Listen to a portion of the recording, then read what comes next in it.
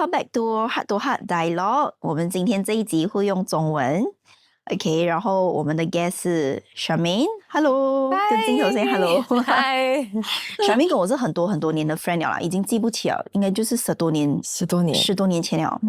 对，然后刚好最近他也是来了新加坡几年，对，然后最近 connect 上了，然后才发现到，我们的 energy 很相近。对，然后他也有孩子了，然后现在是 mompreneur， 创业的妈妈，我们就想做一集关于妈妈跟创业的故事啦，类似是这样子吧。对。Then 你们可以看到这个桌上有很可爱的这个小红色的是小妹自己准备的，你看她多么的觉得应该会掉泪，lost control 就很排泄，等下整个花掉。对，然后 again 一样的就是Heart to Heart Dialogue的内容是没有 pre-plan 的啦 ，so 没有 preset question，全部都是 go with the flow 的。好，嗨，小妹，你可以大概跟镜头介绍一下自己啦，你的名字，你从哪里来，你现在在做什么 ？Hello， 我的名字叫 Charmaine， 然后我是 Malaysian from Malacca， 我现在在做的是semi-permanent makeup， 就是半永久的妆，就是眉毛。然后半永久的妆有很多种嘛，所以纹眉也有很多种，所以有乌眉啊，然后有机器的，然后又有 hand pull 的，有很多。我的是就是一根毛一根毛画上去的，就是仿真的，把那个毛藏在你自己的毛里面，然后帮你把眉毛做好，把毛藏在毛里面，让你把眉毛变好，变漂亮，变漂亮。我们过后可能可以做一集，我们可能再深入的了解眉毛可以怎样改变人的一个样子啦。真的，爱美的人应该都会比较有兴趣要知道这个东西。每次顾客做完了之后，那个电话开不了。因为你们是每次我们要 scan Face ID 然后做完了之后 Face ID 一直 cannot recognize，iPhone 都不能认得你，整个会变掉了。对，然后因为我们就想，我就问Charmaine，OK， 你想要聊哪一个话题？所以Charmaine是自己比较想要聊 about 就是当妈妈这件事吧，当妈妈这件事情。所以当然 as a host 我就是要 respect 我的 guest 的想法 ，OK， 所以我们今天就聊一聊当妈妈的想法，而且其实也很适合我嘞，因为我刚结婚嘛，我也不知道我什么时候会当妈妈啦，然后可能我也是一个很拼的人嘛，我身边现在就很多都是妈妈的 mompreneur， 对，可能这个宇宙在跟我讲，看一下准备这些女人，你要有一点准备，因为你的整个世界就会被整个会倒过来。对，其实我比较好奇啊，我今天就用一个学习的状态来学习啦 ，OK。其实我比较好奇的是，当妈妈之前跟当妈妈之后最大的改变是什么？哇，最大的改变我会讲是我认识我自己是谁吧。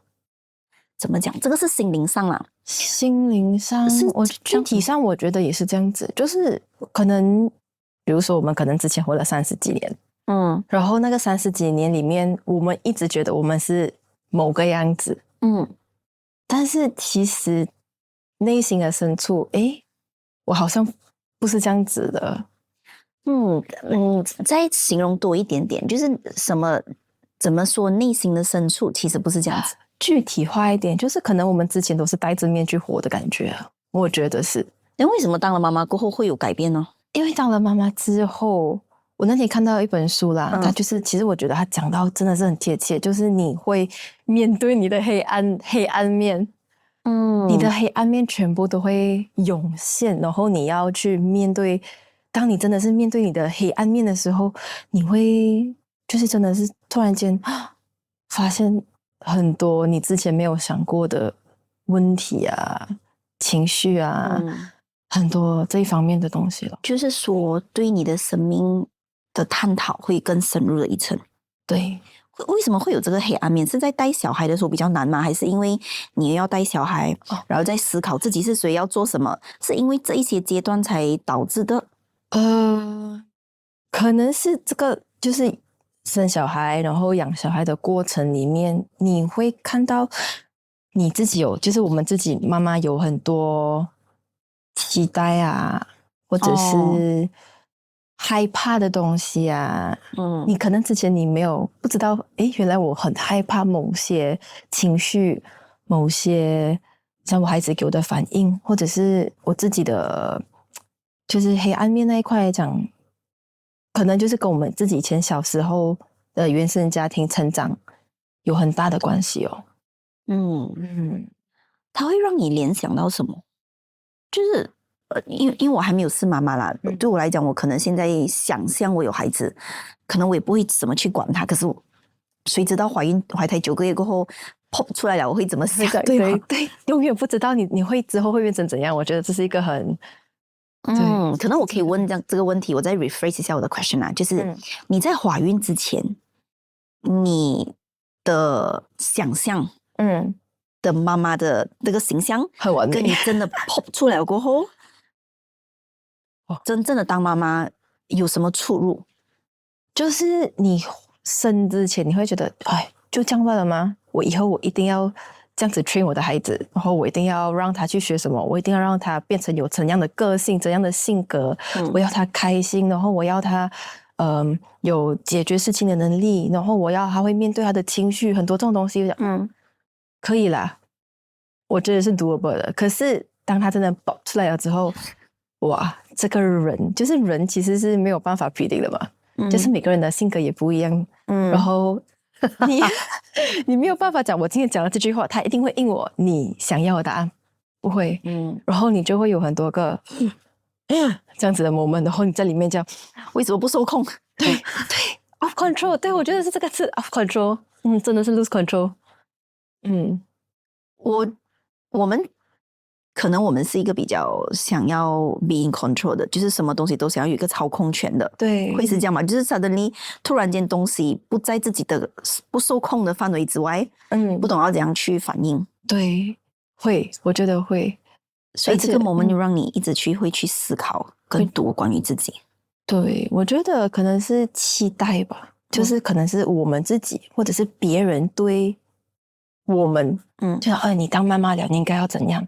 我觉得是最 stress 的地方，就是很多人会一直跟你讲。我觉得这一路上最大的 stress 就是人家跟你讲，哇，你当妈妈了，不可以这样啦，你怎么可以没有你自己了？生命去了哪里？生命变了咯，生命现在关在家里顾孩子罢了，也不social，然后就跟你讲那些，你当妈妈之前，你还是你自己啊，你一定要爱你自己。你爱你自己，你才有能力爱你的孩子。然后你就会开始思考很多东西。我没有爱我自己咩？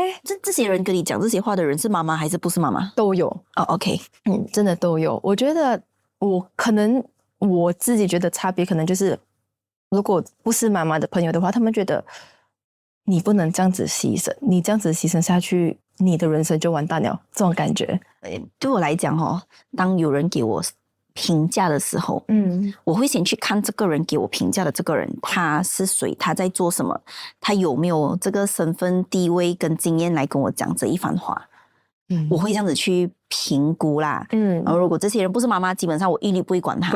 你不是妈妈，你不可以，你没有办法在我的角度去评论我。然后这一群是妈妈的，我就会看他现在在干什么。如果他是做，比如讲你是要创业的，我就会看这一群妈妈，她到底也是创业的吗？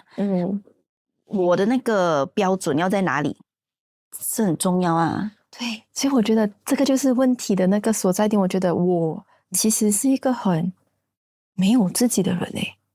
讲就是我就是生了孩子过后，我才发现了我很容易被带走。其实可能我有想法，可是我没有办法，我没有勇气去实践。就是我不相信我自己 in a way。这个会不会跟荷尔蒙的变化有关，或者是因为有一个小孩了，所以其实我觉得是 again 就是原生家庭的关系。怎么说 ？OK， 原生家庭我们谈说2次了，可能我们聊一聊原生家庭，因为原生家庭也是我很 interest 的一个课题来的。怎样说原生家庭呢 ？OK，so 我在想我要怎么去把这个 point， 就是以前我刚刚怀孕的时候，我不知道有没有跟你讲过，我刚刚开始怀孕的时候，其实我没有重男轻女，可是我很害怕我会生女儿，为什么？因为我很害怕我没有办法去好好的对我的女儿。我不知道怎么去面对一个女儿。因为我跟我妈妈的关系其实就是我不可以讲很糟糕，其实也没有很糟糕。其实我觉得可能我们这个年代很多人跟我都是很 similar 的。可能然后另外一个方面，我觉得可能因为我是高敏人，我很敏感。我高敏感度的。然后我对别人给我的 emotion 是放大10倍的。对，所以可能他做一个很小的事情，对我来讲是哇，很 overwhelming 啊，所有东西都很 overwhelming。我有很多很多小时候的片段，人家讲小时候东西你不会记得的啦，我记得很清楚。我到现在为止，我小时候谁跟我讲什么话、什么表情、什么反应，我到现在我都是你的记忆力超好，非常清楚的。我觉得我可能不是记忆力，我觉得是当下的那个 impact 真的很大，我觉得。然后我跟我妈妈关系就是我妈是一个要求完美的人。她就是我妈是以前她是又会运动，就是 straight A student，然后觉得那种就是那种在学校里面那种风云人物之类的啦。她自己本身啊，对，她就觉得你不可以丢我的脸。然后她就会可能对你很多期待，不够好，永远都是不够好。你不可以跟那些比你差的人比，你一定要跟那些比你好的人比，这样子比赛我永远都是差的那个嘛。以前那你懂这些，就你永远比赛我都是 loser 咯。然后你就会开始长久下来，你就会开始怀疑自己，其实哇，好像我真的是 loser 这样的感觉啊。好像你做什么都不用做啦，你不可以的啦。他就会打击到你的信心，对自己的评价。对，然后最 interesting 的东西就是在这2年吧，就是我继承了孩子过后，有一天我跟他聊天的时候，他问我，怎么你以前没有去 pursue？ 因为我很喜欢摄影的东西。然后他讲，好像你的摄影东西好像还不错啊。我讲有兴趣咯。他讲说你以前不要 pursue 这一个line。我讲以前啊，我要去的时候，你记得你跟我讲什么吗？我讲你讲像你这样懒惰的人，不要浪费我的钱去做这种事情啊！你没有的啦，你不能的啦。然后他自己是熟的，因为他不记得他讲对，他不记得这些话。我讲哇哦 ，OK， 所以他就是这几年啊，就是你当了妈妈之后啦，你有没有敞开心胸的跟他聊过这个话题？就是你其实很怕生女儿。没有没有。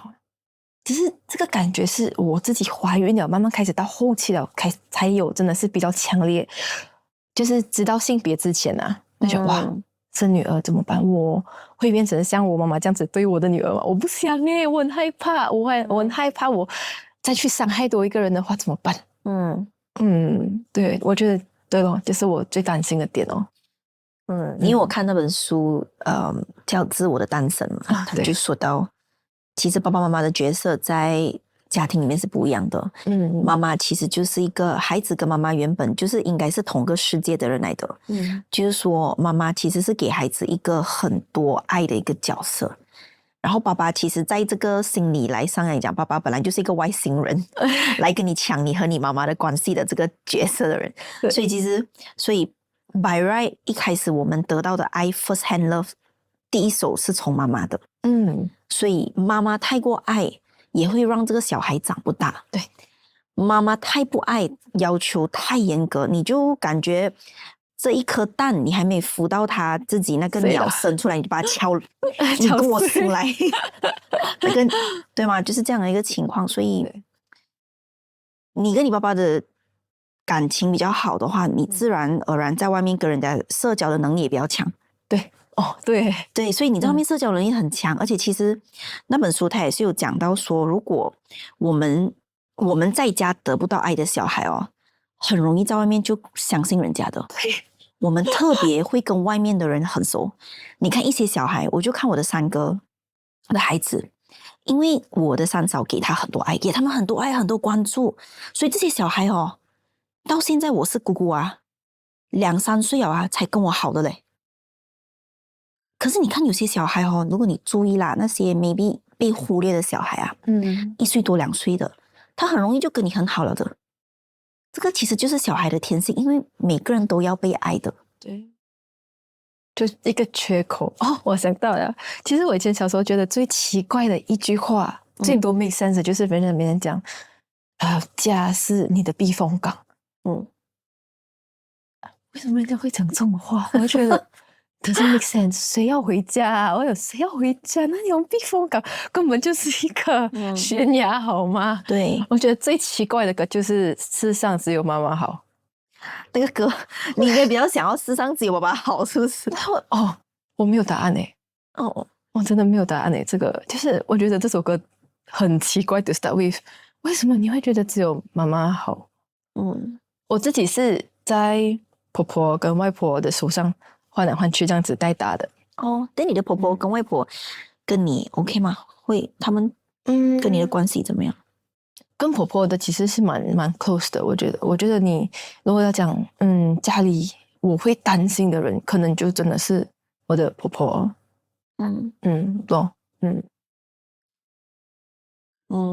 原生家庭这一块是真的很大的课题去探讨，其实但我想知道一下，就是你当了妈妈嘛，你有没有那么一点点可以了解到为什么你妈妈当初对你的要求那么高？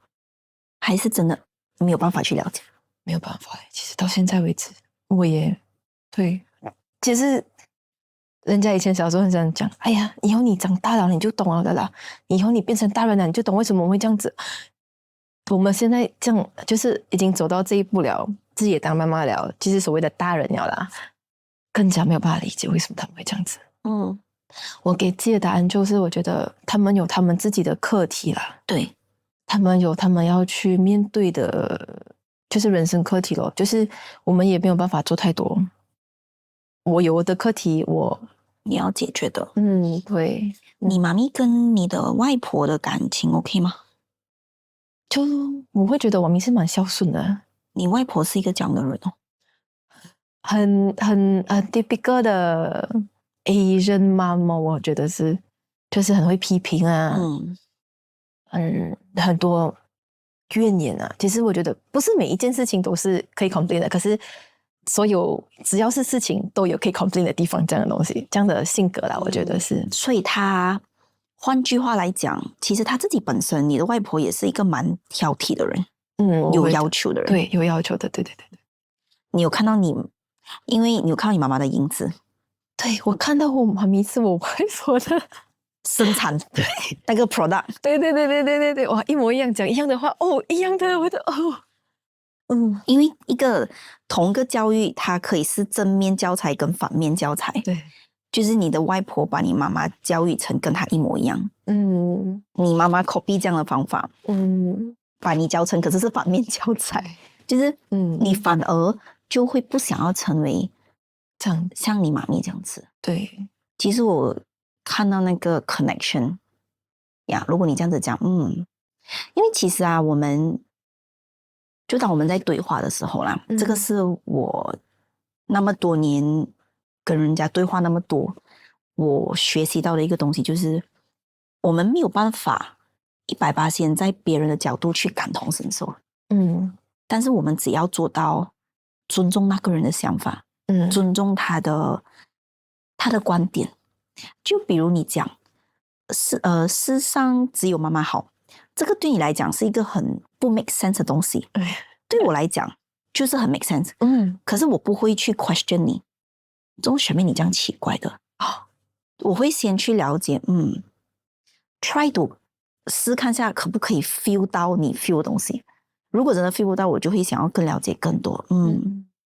因为像你妈咪这样啊，其实比如说你在你妈妈的影子下面长大，变成一个反面教材。其实你是长大了后才知道，原来也是因为原生家庭。对。然后其实像你妈咪的年龄啊，那个年代其实没有人会跟她讲原生家庭这一课。这个课题，所以很多时候我会给他们一个 benefit of doubt， 因为你们没有机会接触到这一个心灵成长的过程。对，所以其实很多时候我就会反而给我的 parents， 给我的父母更多的包容。我会去同情他们，会去心痛他们。其实你也是在阴影之下长大的，比如说你的妈咪，actually 其实比较伤心的一个点，我自己 feel， 因为我是一个也是很容易感同身受的人，我会 feel 到，其实当你跟你妈妈说，你知道你以前就跟我讲，你那么懒惰的人，你还是不要浪费我的钱去学这个东西。在你妈的眼里你妈妈的眼里，她的价值观来讲，这一句话是我对你好，我对你好，我要给你知道这个就是事实。因为她成长就是这样子的，但是她没有想到，她这样子就伤害了你。也许你那一天你跟她讲的这一句话你妈咪 shock 到了，她吓到可能她才发现到原来那么多年，学妹原来我伤害了你。其实你妈妈可能真的也没有发现到，可能真的，因为这一道墙一定要有一个人主动愿意的去把它解掉，因为我相信你妈妈也会 feel 到，只是你妈妈也不懂要怎么开口。然后你讲说真的天下是没有不爱孩子的父母，只是可能用错方法去爱孩子的父母。所以其实孩子很多时候也要给父母很多一个包容啦。可能哪一天你准备好了的时候，你跟你妈妈去再来一个对话，因为这一道墙你妈妈知道她要 break 的。我们其实最重要的是要在父母亲还活着的时候，给他们把全部的这些遗憾这些问题都把它给解决掉。真的，最重要也是自己啦，因为如果这道墙没有在你妈妈有生之年把它拆掉的话我们很难去完善的做一个完整的把以前童年的阴影都把它补回去。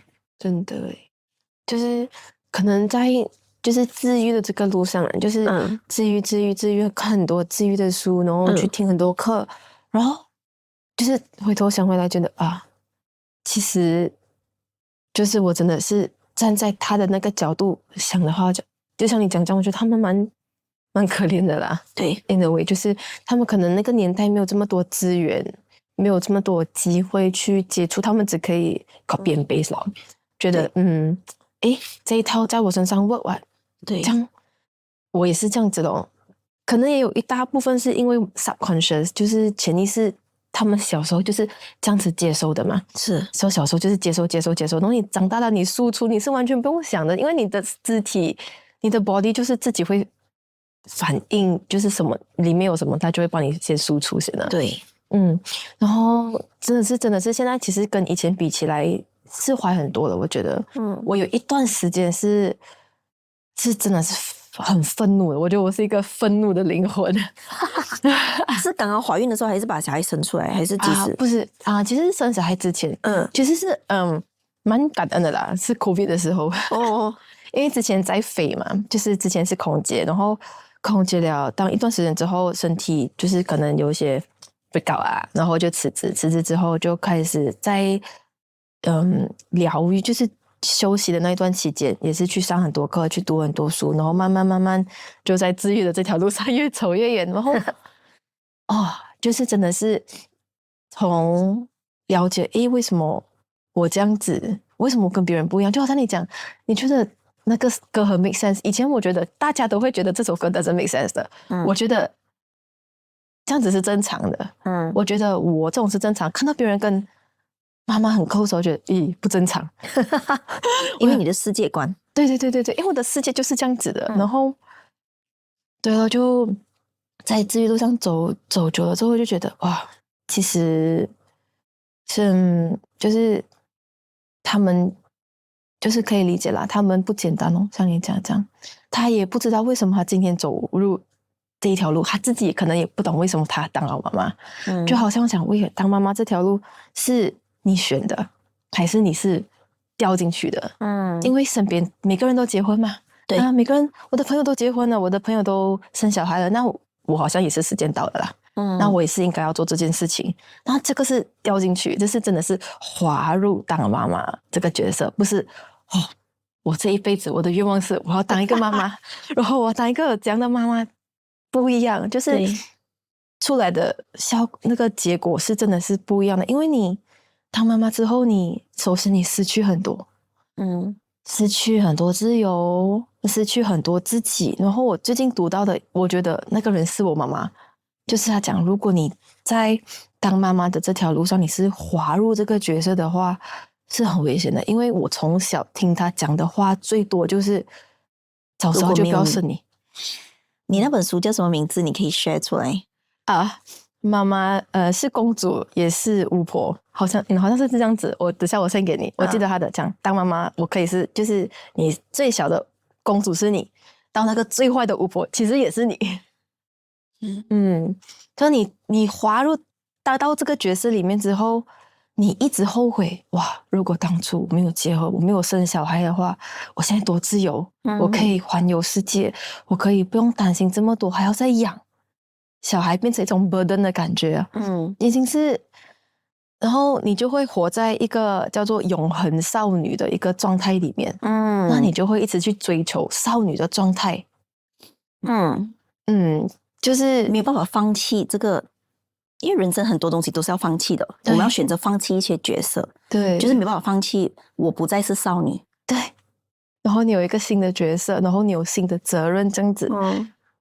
我读完那个东西，我想哇，他在讲我妈咪耶。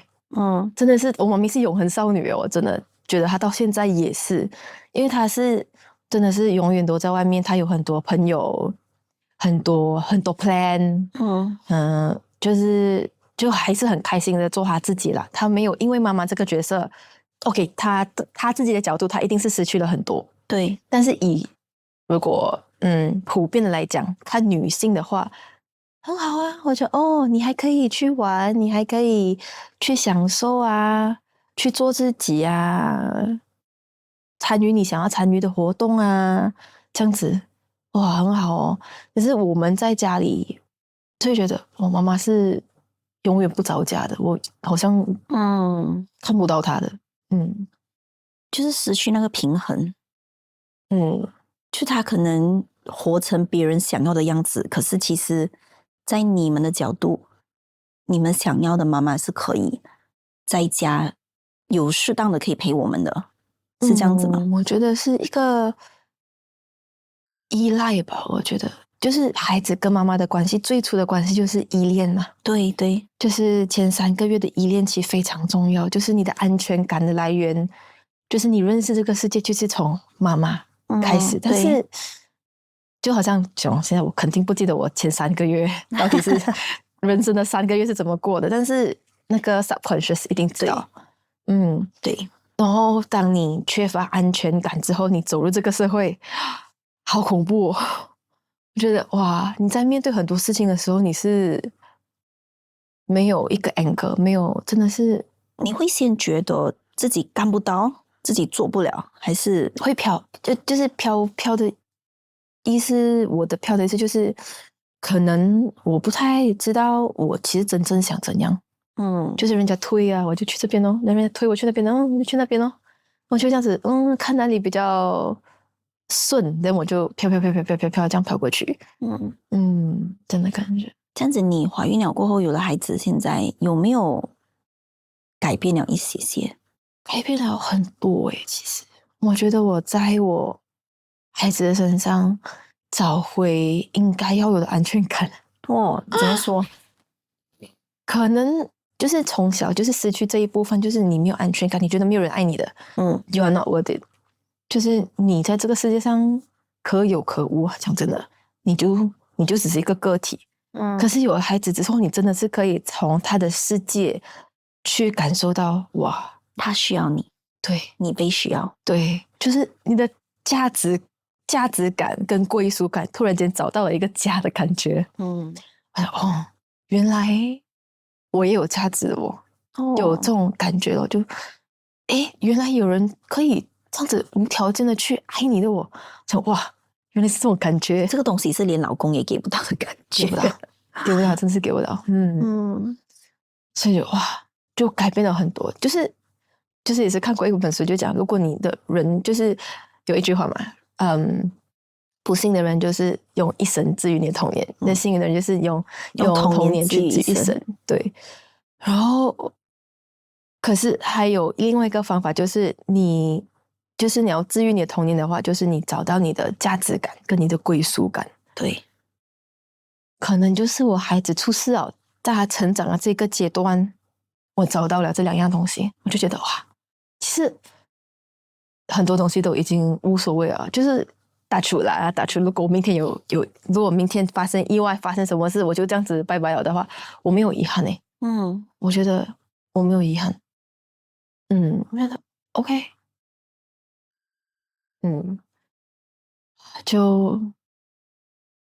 就是可能心里的有一个很大的洞，全部被补起来了。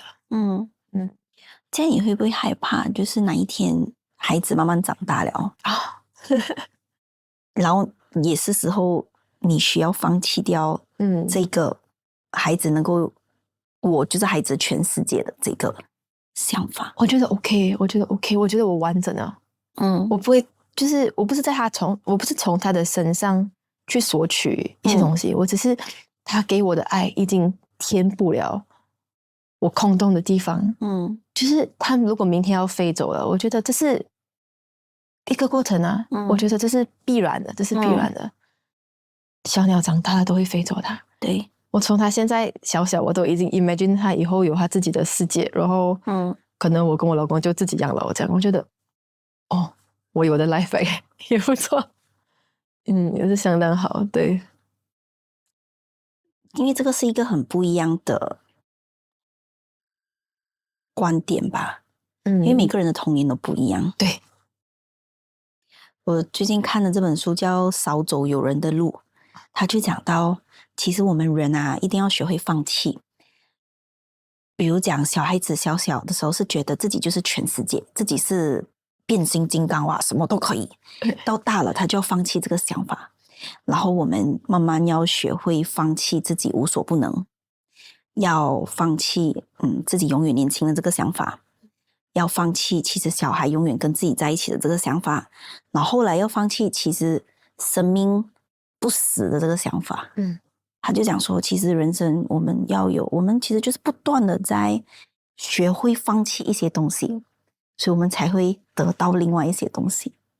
真的，我就很感同身受啦，因为对我来讲，我最关心的课题就是死亡嘛。就是人为什么不可以永远活下去，你知道吗？是真的长大了才真的意识到，我要放弃这个想法的，人是会永生的，然后去学会接受，就是因为人的生命是短暂的，人是会走的，会死的，所以我要怎样去从这个观点去更加爱我身边的人。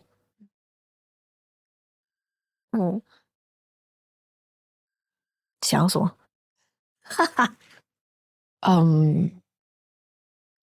这是一个我蛮不太敢 touch 的部分，就是我 daddy 去世的时候啊，他就真的是突然间的去世了。他那天其实去打羽球，去打比赛，打完比赛他就在羽球场，他就这样子离开了。然后那天他去打球之前，他的那个背影啊，是不会忘记的。就像你讲，就很多，为什么以前我不要对他好一点呢？给你一个抱抱。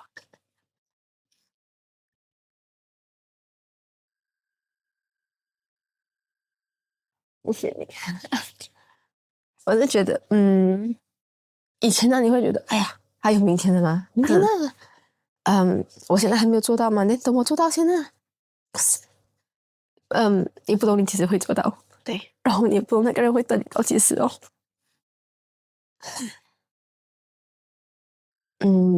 我跟你 share 一下，我读过这本书，about 死亡的啦。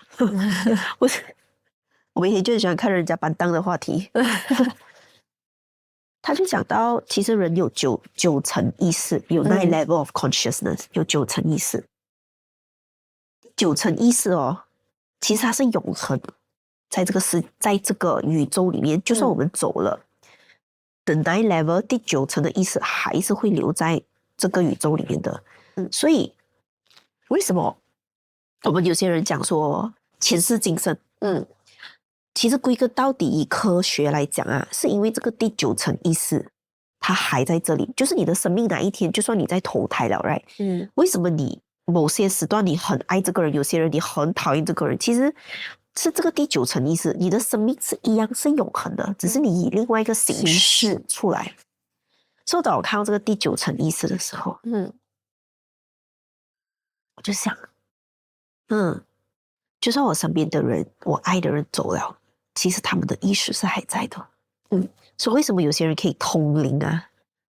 因为这些意识还在这个宇宙当中的。所以像我自己的好朋友也是去世了嘛。很多时候也是偶尔会想一下他，而且我也相信他会知道我在想他。如果我相信有第九层意识这个科学说法的话，像那时候我结婚 RM 的时候，他没有办法来嘛。然后那一天的天气超好因为前1-2天就有在下雨啊，就是9月多，然后那时候台风的那一段时间啊，然后我那一天出海，哇，超美的夕阳天气超好，很热啊。不过真的看到那个夕阳，然后那个船的人就跟我讲，哇，你很幸运这个夕阳真的很美。我就知道他在，对，他在的。隔一天就下雨了。所以其实小妹，我这样问你啦，如果假设我们这样讲说第九层意识是在的，其实你爸爸就是一直他的那个意识是在的。就如果你可以跟他，你想要跟他讲一些什么，就是自从他走了，你有些话你讲不出来的吗？哇，很多吧。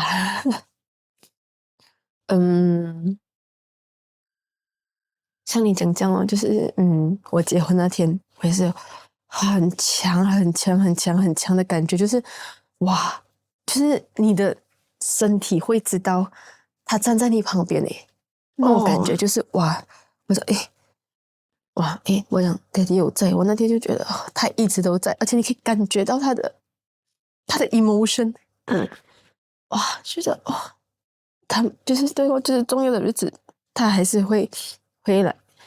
以前就是时不时你还是会梦到他，可是我觉得现在一段时间过了久了之后，其实会越来越少。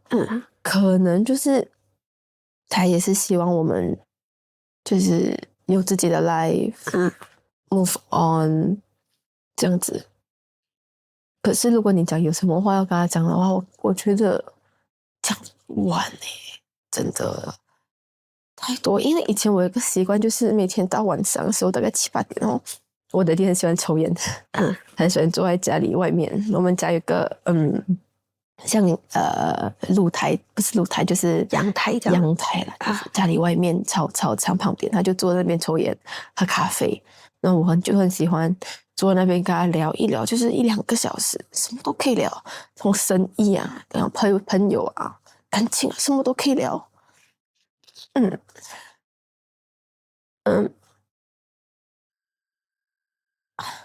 sorry，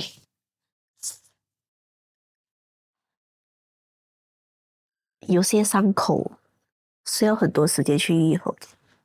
我觉得一辈子都不可能愈合。我觉得就是OK 了，我不要讲它是一个伤口啊，可能就是一个永远在那边的东西。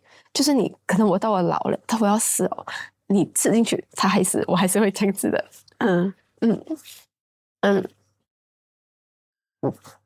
可以讲，我是跟你讲，因为小时候就是你就觉得你就是一个不被需要的一个存在。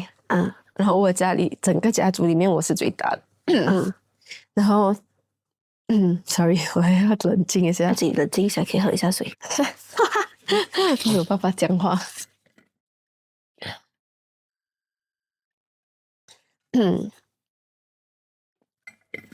就是在我 family 里面呢，因为我的弟是最大的嘛，然后我又是他的最大的，所以下面有很多弟弟妹妹、表弟表妹、堂弟堂妹，然后你就会就是被 expect 去做很多事情那个人，然后你做了很多事情，你也是理所当然的，所以你的存在就是没有无所谓，可是有你就要去理所当然的去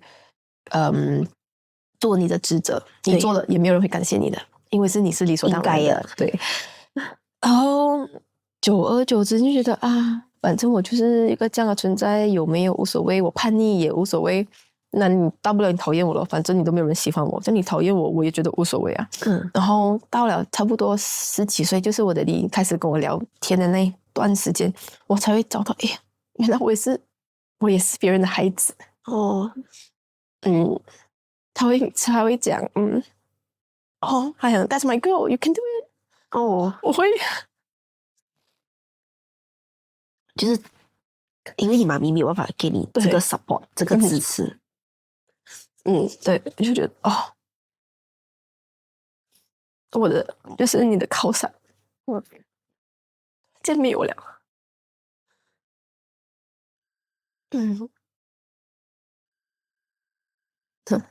对，我可以 feel 到，因为爸爸对女儿的爱啊，unconditional 的，真的是你就是最棒的。因为以前小时候家里是做旅游业的，就是他们不在家是一个常态来的啦。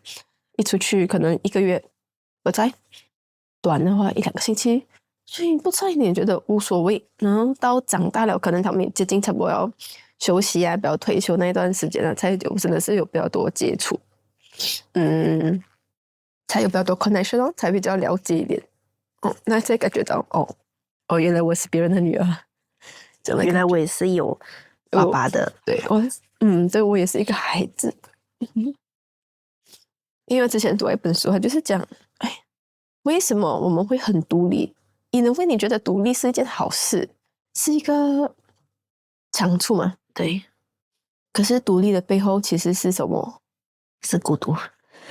独立的背后是孤独，是孤独，是没有办法，是没有 support， 是你是就是你会跟你自己讲你的，我们人有 survival mode 的嘛？对，你从小你觉得你为了要生存下去，你会跟你自己讲，我不需要，对，我不需要你爱我，我不需要你疼我，我不需要你给我什么 affection， 什么不要，我自己我可以。其实也是不想要失望。可能就是一直会要找一个 validation 哦。对，然后以前会觉得哇，自己独立是多棒的一件事情。一直到找到背后的原因，就觉得哇，我真的崩溃耶。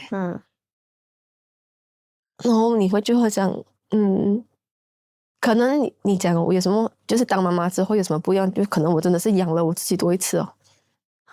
重新养自己一次，然后很多东西真的是都很 OK 了。现在，整个人我也觉得没有什么支离破碎吧。对，比较有 in the right manner。所以啊，人一开启这个治愈的路，这个道路是回不了头的，回不了头，真的回不了头，因为是很上瘾的。知道了更多，你还想知道更多，知道更多，知道更多，那就然后你就平静了，里面你就真的是很安静了，整个世界，就很想就这样，是可以自己治愈自己的。其实就不需要，比如说也不需要老公特意给很多爱来validate 自己的价值。对对对，以前就是以前拍拖的时候，你就会再年轻一点啊，还没有发现到这件事情的时候，就会觉得哇，你要怎样爱到死去活来，才是真的在爱。因为我们从小缺爱的关系，所以我们想要在别人的身上得到索求。对，然后就是最近还看到有本书叫《亲密关系》，我觉得哇，那本书真的是超好，真的很好。他是说 ，sorry， 跟紧拍一下。他说你的亲密关系其实是你的人生的一个缩影来的。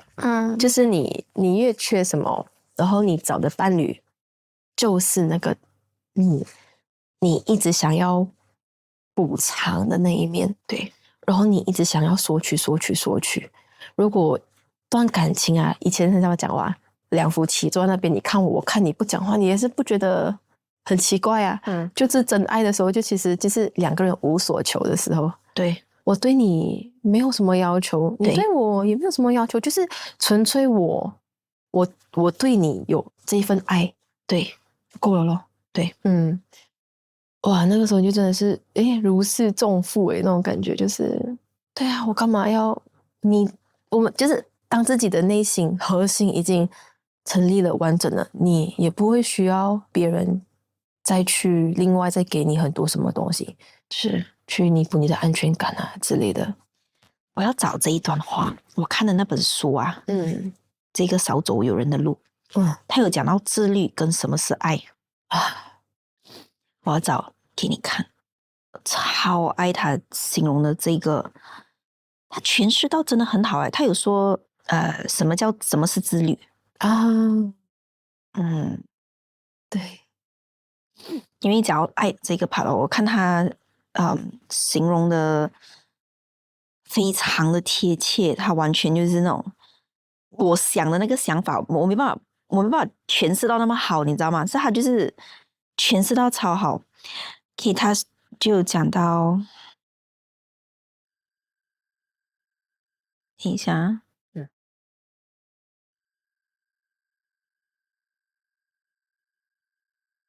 真的书中自有黄金屋，真的每一次看这些书啊，一定有，对，就会有一些开悟。别人的智慧是多高，真的，别人的能量场，对吗？对啊，真的。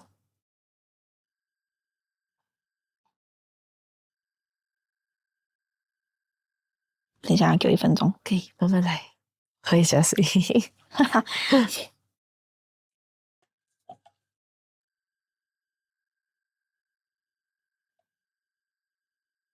我有记下来的啊。他说：“什么是真正的爱？”因为很多人会觉得啊，很多人心智不够成熟的话，他会以爱的名义去伤害人，去控制他的伴侣，去占有对方嘛。其实这些都不是真正的爱来的。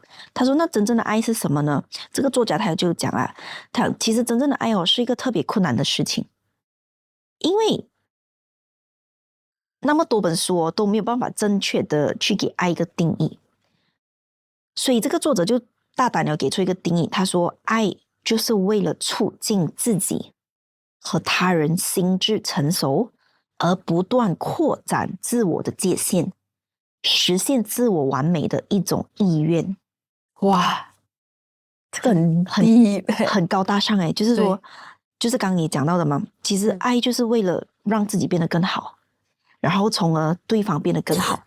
因为我想要你也变得更好，我先自己变得更好，所以我就先开始扩展我自己的视野，先自我变得完善，先治愈我，比如讲治愈我的伤口什么也好，我变成完善了，然后才可以去爱你。我觉得可能这个就是sorry，爱人的能力。对，所以他这边讲到重点就是那个心智要成熟。他说心智成熟这个东西又跟自律有关系的为什么呢？因为你要爱一个人啊，你要懂得放弃东西的，它是一个有风险的事情来的。因为你一个有自律的人，他会懂得什么是事实，什么不是事实，他会懂得要面对真相，然后他知道我必须要放弃一些东西。他说所以爱跟自律是有关系的。我找一下他那个爱的那个自律的定义。他说自律的定义就是延迟满足感。比如说他说他把这个作者有讲到延迟满足感在小孩子跟妈妈的身上，就是妈妈有时候要孩子马上要学会要考100分，这个就是一个问题，就是说父母亲可不可以延迟满足感，孩子慢一点不用紧，你们慢慢来，延迟满足感。或者比如讲减肥，我知道我要减肥，我就不能吃那么多，那我可不可以延迟满足感，我就不要吃那么多甜食。然后第二，自律呢就是承担责任。第三，忠于事实。忠于事实这一块很 interesting，他就有讲到说，我们每个人都有自己的人生地图。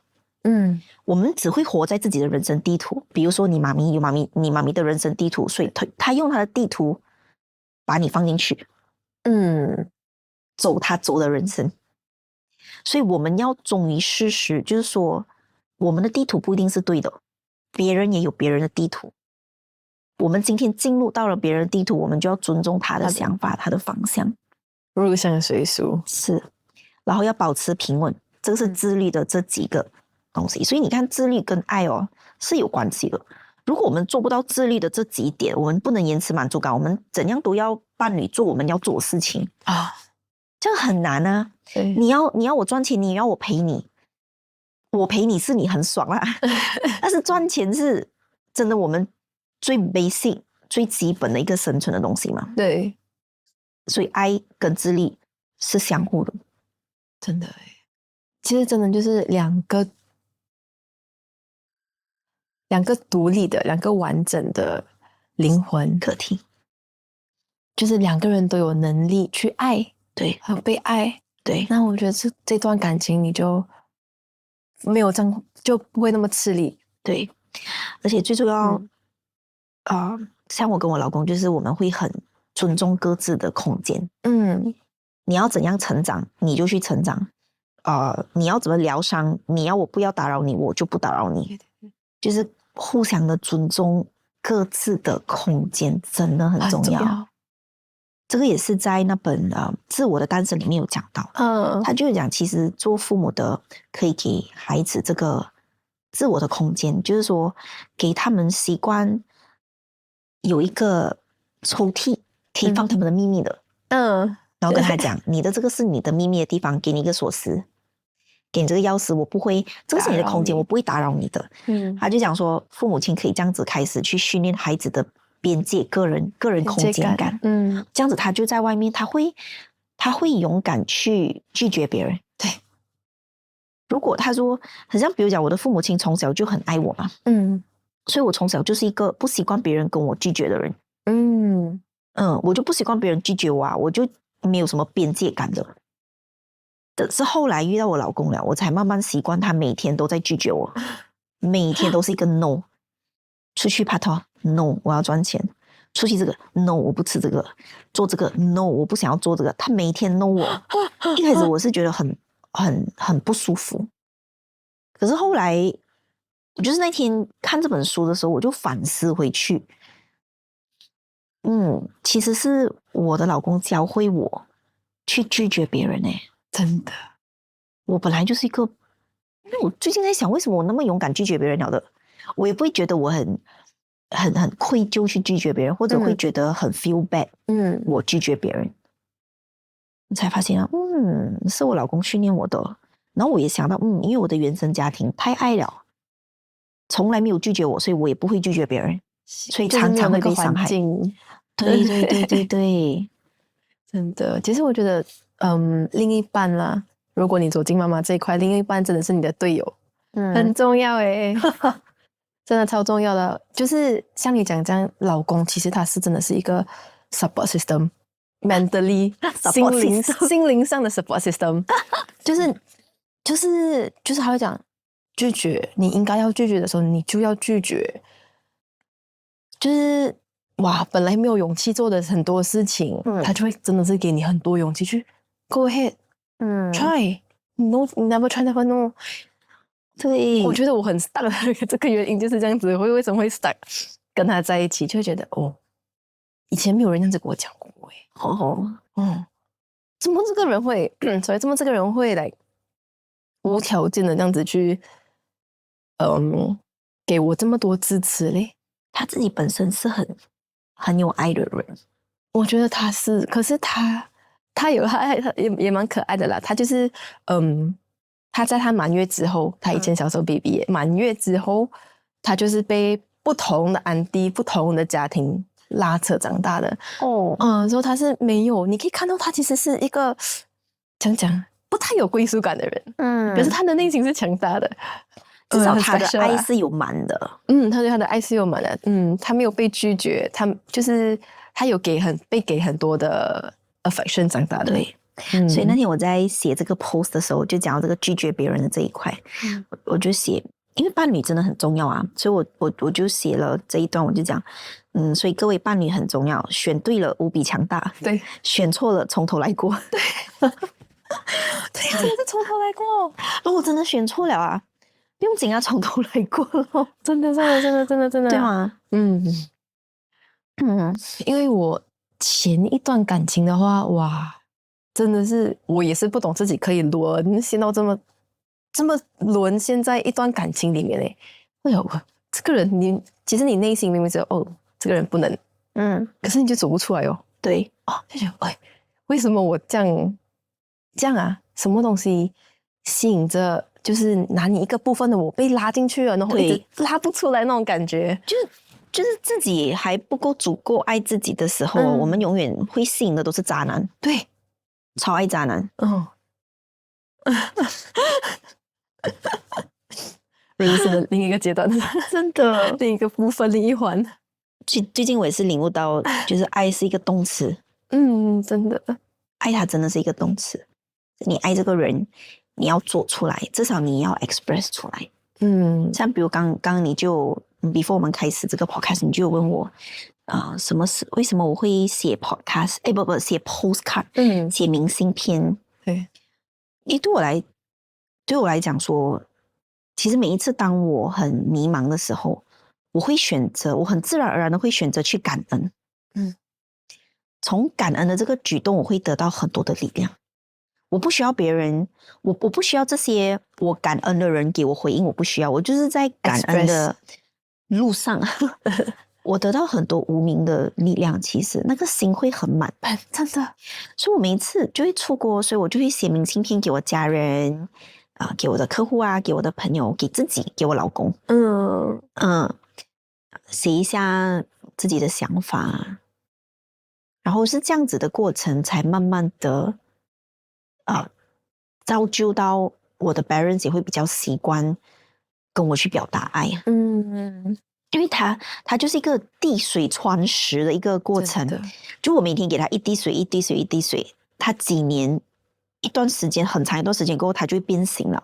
其实父母亲也是一样，就是我父母亲以前也是，我爸爸以前也是一个 dictator 来的，我讲一你不可以讲二那种人。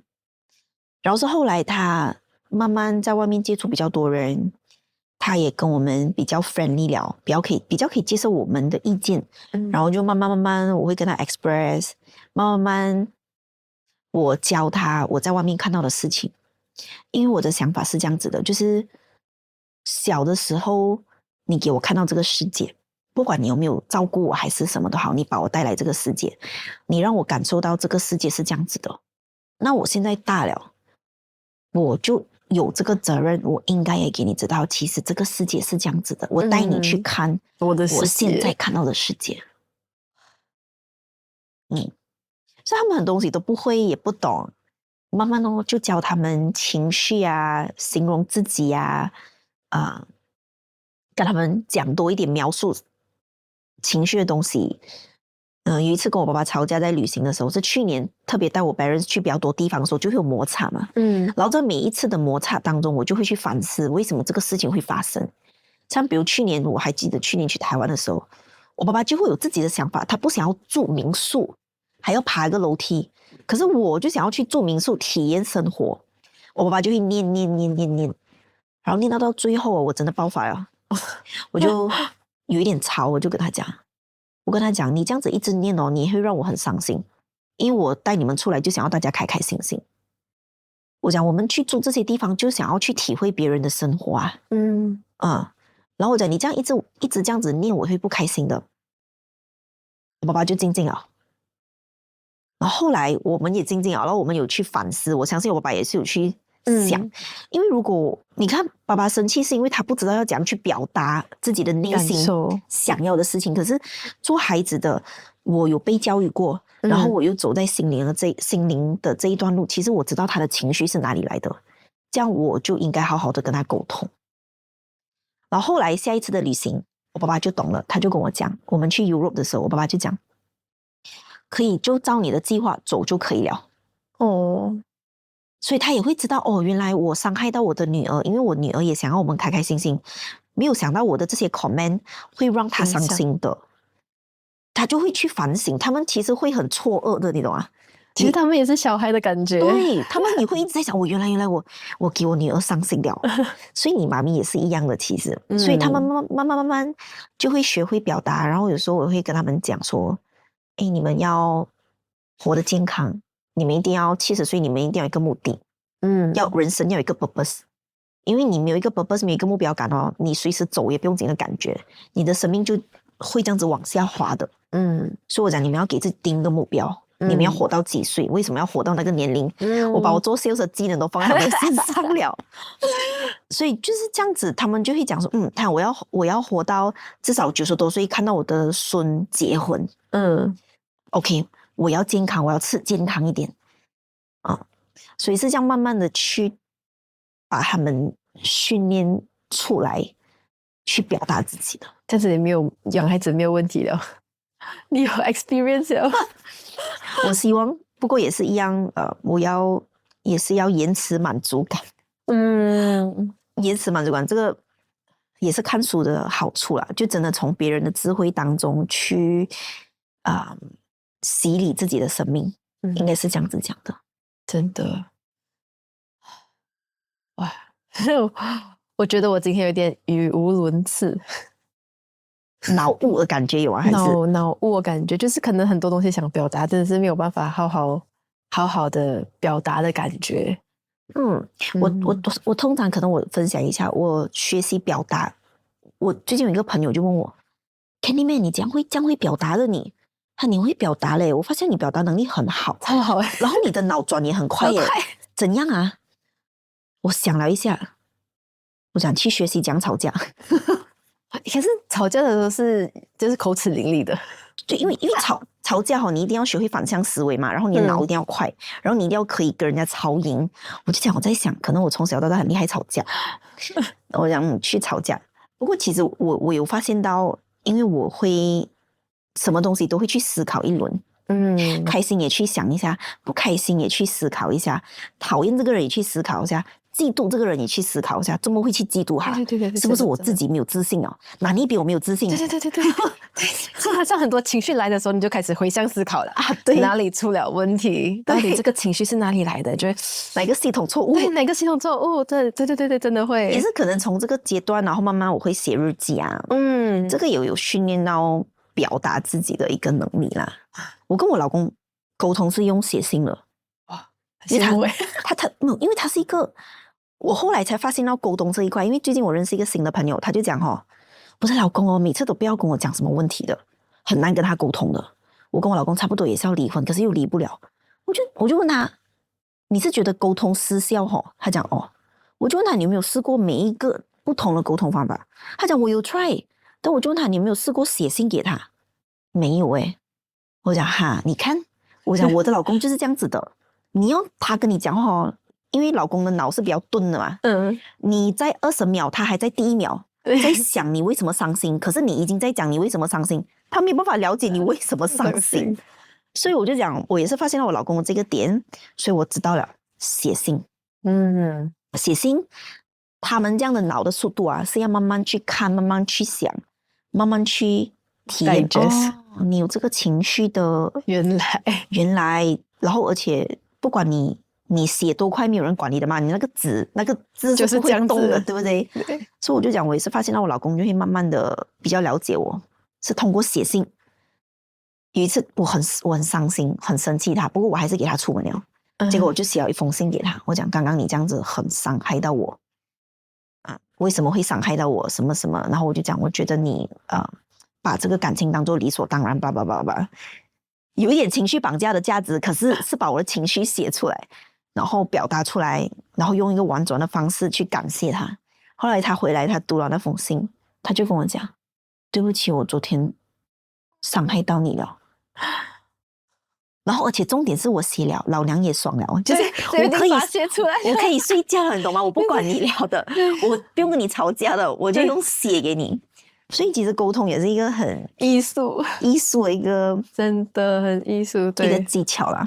可是真的是，我觉得沟通的基本就是你真的要了解自己的情绪啦。你可以写，也是因为你真的是懂你当下的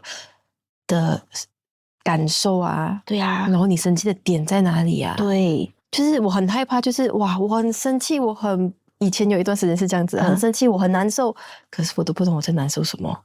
你有没有想过想要就是用写信的方式写给你妈咪去表达你的整个心路历程？好难哦。我觉得OK 啦，这是我的目标，因为我会向着你前进。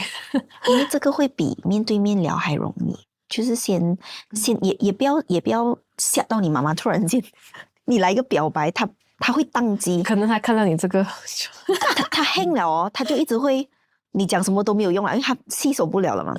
所以可能可以 try 写信给他。我很相信哦，你的这个举动啊，会更加治愈你的童年。你跟你妈咪的。对，其实我自己也是知道的，就是这个是一个终究要解开的一个结，但是我一直不想去，然后盖起来哦，我不要看了。可能也是为什么你会来到这个哈多哈来了。Before 我们 end 这个 episode，可能雪妹你可以 share 一下今天这一整集你的感受是什么？OK。今天这样子一整集下来啦，其实一开始我们也是以为要来，就是说好要聊关于妈妈的，就是当妈妈这件事，结果讲到自己的妈妈那边去，可是 connected 的啦，就是 connected，就是可能总结来讲，就是这一个过程就是从失去，然后还有黑暗面，还有到现在这是一个归途吧。就好像你叫我写信这个东西，就是一个归途，往回走，往回看，去解决这一件事咯。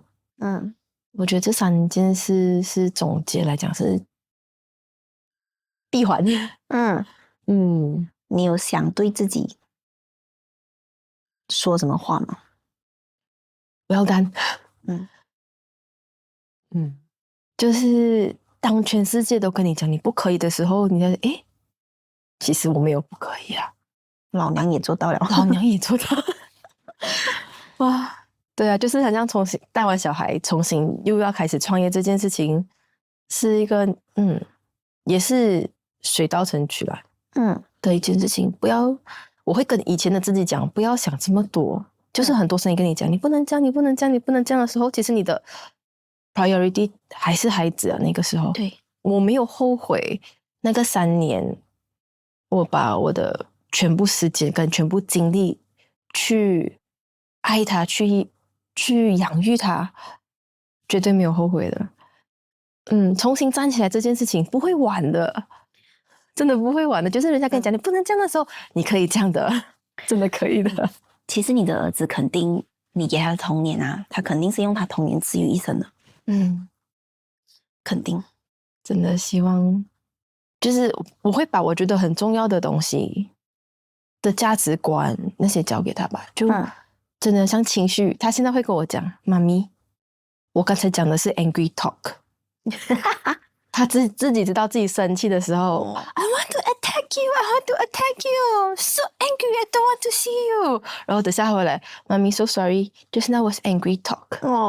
你会觉得哇，他有听进去的诶。就是他每次在做这些事情的时候，你会跟他讲，你现在很生气，你现在很生气是因为我不要给你看电视，你觉得你想要的东西没有得到，所以你很生气。就是为什么那3年我觉得很重要，就是这些每一天日常的这些小小的 input， 对我来讲真的很重要，就是陪他走完一辈子的一个定海神针。是，对我坚持就是真的是，就是真的值得的。你儿子以后看到这个 video， 他也会很感谢你了。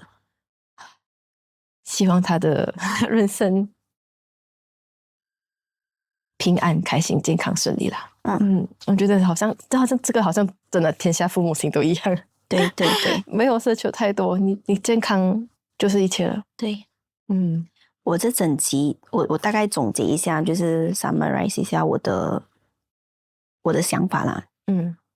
就是原本我们要聊关于妈妈这件事情嘛，做妈妈的心得。可是其实我们聊的做妈妈心得是一个思维啦，一个想法的东西，一个概念的东西。然后其实学会做妈妈这一块，对于我个人来讲，比如说你跟你妈咪感情的这个问题，其实就一定得有一个连接。所以做妈妈心得。还有跟妈妈自己的感情，其实这一块对你来讲是真的分割不了的事情来的。在我看我这样看那个构造图啦，是真的离不开的。然后当妈妈的心得，当妈妈这一块跟自己原生家庭也是离不开的。因为你的人生地图一开始是怎么样，你现在的人生地图就是这样子。所以其实当妈妈这一块讲是很容易。我讲 after 1 hour 跟学妹聊，其实当妈妈这一块讲是很容易，可是其实它牵扯到的是我们的童年，我们跟父母的感情，我们到底现在知不知道自己是谁？对，我们有没有在爱自己？对，它完全就是一个 package。成为一个妈妈，这个是我学习到的东西。就是如果自己没有办法好好的把自己给搞完全、搞完整的话，其实我们也会把这个伤害传下去给我们的孩子。所以简称来讲，如果我们要改变一个家族的那个家族的命运，我可以这样讲，因为有一句话是叫家族有家族的诅咒，东西都一直在重复的走。我们要打断这个链的话，我们一定要从我们现在这一代开始。从我们这里开始，就是要有这个想法。从我开始，我的孩子是会幸福的，我可以给我孩子带来幸福。然后这整个家族的这个命运会不一样的。真的突然间想起一句话，我以前每天跟我自己讲，如果你问我当妈妈，最重要我给我自己的一句话是什么？以前我很常会跟我自己讲，我不要当像我妈妈这样的妈妈。我喜欢挂在嘴边，我不要当我妈妈这样的妈妈。但是现在其实看回来，其实不是，我不能说我不想当我妈妈这样子的妈妈，我想要当一个怎样子的妈妈才应该是我的目标。对，对，我要当一个我可以就是当一个 support， 就是比较有能力 support 你 through thick and thin 的妈妈。我要有能力爱你的妈妈。我觉得这个就是你目标明确的时候，觉得对这个我已经没有再活在仇恨里面了，因为我们的 intention 换了，就是 mindset 换了，对，就会换的。对，谢谢你，今天排毒哭了很多。谢谢你，我也是。来，宝宝 ，thank you. Thank you for being part of this incredible dialogue. We hope this episode has inspired you to embrace heart-to-heart dialogue in your own life. If you love to share your stories with us, DM us, comment below, or use the hashtag #HTHDstories. Your voice matters, and we can't wait to listen and learn from you. If you enjoyed today's conversation, don't forget to subscribe and share this episode with your friends. Remember, every genuine conversation has the power to make a difference. Let's make an impact together. Till next time.